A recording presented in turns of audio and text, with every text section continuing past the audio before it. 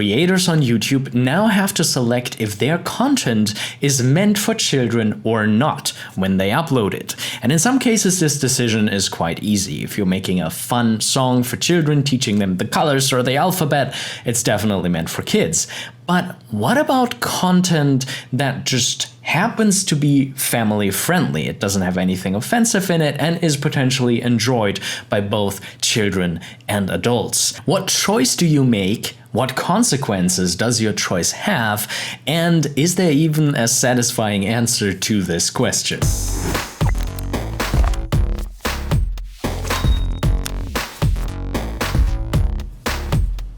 So to already go a few steps ahead and give you a sort of complicated answer to the question if your video not intended for kids could be viewed as intended for kids, it depends a lot on how your video is received.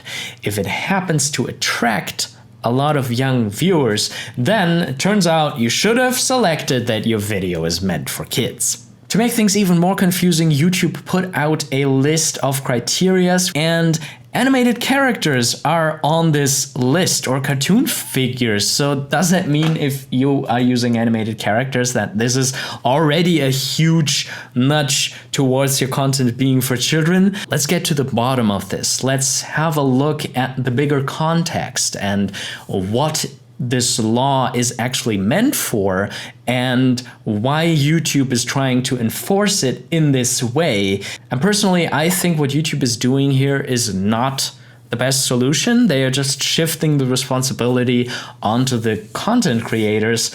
But yeah, let's try to understand what's going on here. So here's how the setup used to be. There already exists a platform just for kids called YouTube Kids. And if you watch videos there, a lot of the features are disabled. But you don't need to be logged in to see videos on YouTube main. So any kid could just go to the YouTube main website and watch videos there. Technically, children are not allowed to create a YouTube account. You have to check that you are over 13 years old, but kids would just lie about their age. So the problem was kids would watch videos on YouTube and they would be tracked and they would see personalized advertisement. And this ultimately led to YouTube being fined $170 million for violating the Children's Online Privacy Protection Act, or Coppa for short, which is enforced by the FTC, the Federal Trade Commission. And this is a historic lawsuit. This $170 million fine is bigger than all of the previous fines for violating Coppa combined. So what is Coppa actually about, and what is it that YouTube or you as a video creator are violating if you put out a video meant for kids? The thing is, Coppa is not actually about the video content. It's not about videos being appropriate for kids and all this stuff at all. It's only about privacy. Coppa is meant to protect children from sharing private information. That's most of it, and that's actually extremely difficult. Sometimes if you find a cartoon video on YouTube, you will find comments under it, and the fact that you find comments under it means that it hasn't been labeled as made for kids. You'll find comments that say stuff like, "I'm Timmy, I'm 11 years old and I live in Los Angeles." But this is information that YouTube and you as the video creator are not allowed to have without parental consent. The other part is the information that YouTube tracks about their viewers, and for some of it you don't even need to be logged in. It will track what device you're using, the location you're watching from, how long you watch, what videos you're coming from, what videos you're going to, what you click in the video, and all this is stuff that you're not allowed to record if it's a child who's watching. When you're logged in, YouTube is generating recommendations based on the previously watched videos, and that's another big thing, they are gathering personal information about you to show you personalized ads. Ads that you as an individual are more likely to click on. And all that is stuff that under Coppa,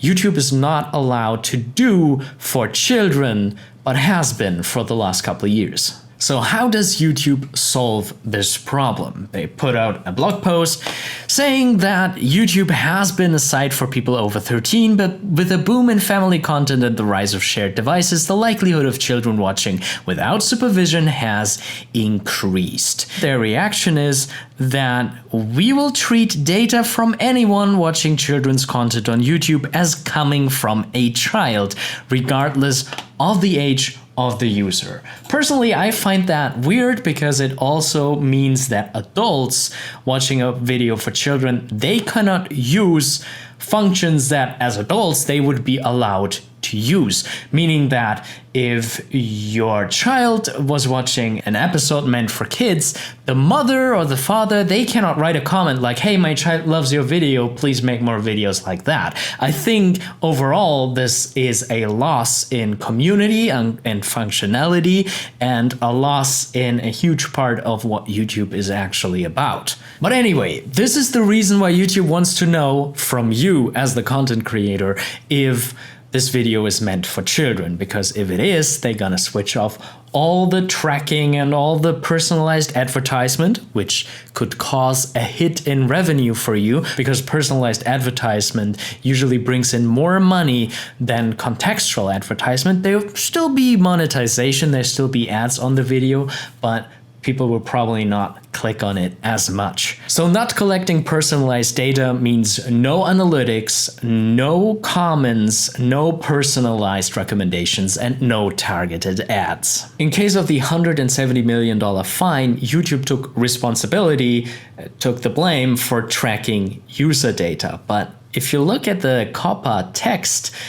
it seems that we creators are also responsible if data is collected, because here it says operator means not only the person who operates a website located on the internet, an online service, blah, blah, blah, that's YouTube. It also means people on whose behalf such information is collected or maintained. And this potentially is also you, the creator. So moving away from YouTube actually doesn't save you from Coppa. If you put it on another website and you have US viewers and children are watching it, you have the same problem that your platform might be tracking the users. YouTube kind of puts a weird twist on Coppa, because Coppa is not about is this content for children or not. Coppa is only about, are you tracking data from children? There are two situations in which Coppa applies to you. The first situation is if you create content that is made for children. If right from the beginning you say, okay, I make this song, I make this video for children. Okay, we need to comply with Coppa. The other thing is if you know that children are using that content. In this case, if you know that children are watching the video.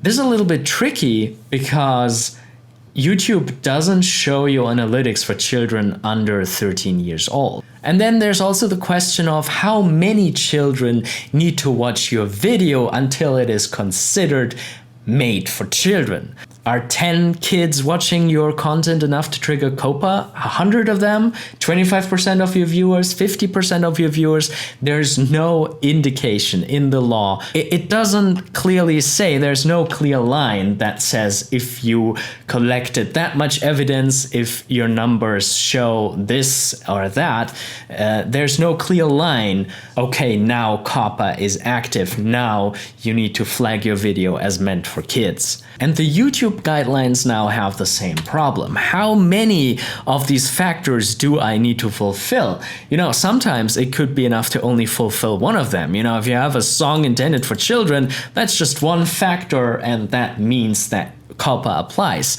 But obviously, animated characters don't automatically mean that this content is made for children, because the subject matter of the video could not be for preschoolers. And I think it's also so difficult to say if Coppa is applying or not if you go by, is this content appropriate for children? Because, well, content for a 5-year-old is very different from content for a 12-year-old. A 12-year-old could already watch very complex storylines that also would be enjoyed by an adult. Okay, to be fair, so far the FTC didn't sue individual creators, and they only really got active for big companies earning a lot of money. Because the FTC is relatively small, they cannot go after individual content creators.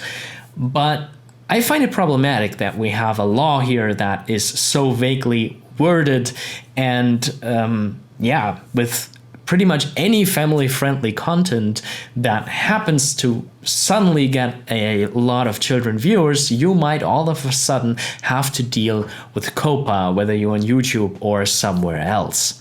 Interestingly, there is a way out of this that YouTube could choose but doesn't.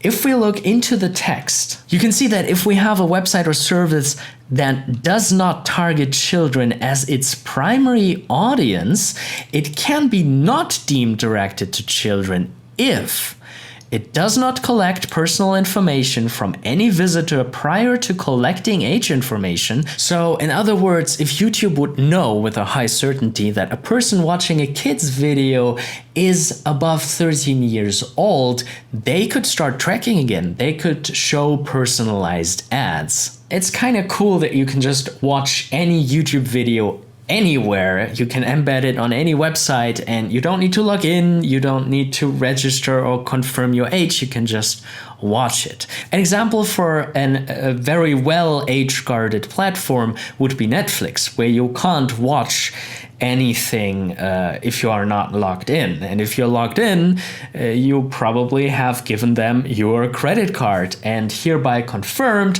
that you are an adult who is allowed to have a credit card, or even if you signed up for your children, you gave them your credit card and, you let them use it, so they have the parents' consent. So potentially, YouTube could come up with a solution where they don't have to hit the videos that are meant for kids that hard by taking personalized ads away from them all the time. Just as a side note, there is a debate if Coppa is legal in the first place, because it is restricting freedom of speech depending on who's potentially hearing something, and that's not how freedom of speech works. So who knows, maybe this situation will still develop and change. If you want to dive even deeper into the topic, there's a wonderful video by the channel Legal Eagle, which helped me a lot to prepare this video.